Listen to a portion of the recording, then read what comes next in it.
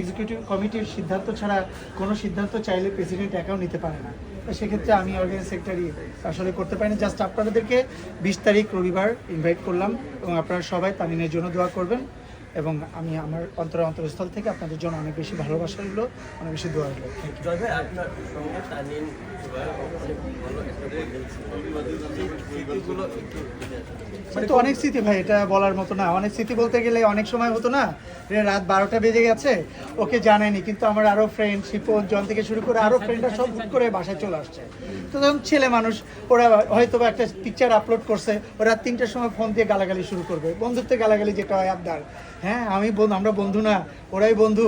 আমাকে একবার জানানো, অবশ্য ওর বাসা আমার বাসা থেকে ধরতে গেলে 4টা বিল্ডিং পড়ে, ও আমাকে জানানোর একবারও প্রয়োজন মনে করি না। এইভাবে আর কি সবসময় একটা আবদার নিয়ে কথা বলতো। আর ওর ভিতরে একটা জিনিস লক্ষ্য করেছি যে ও হচ্ছে ওপেন মাইন্ডে বলতে গেলে পিছনে কোনো কথা বলবে না কাউকে নিয়ে, সব ওপেন বলবে।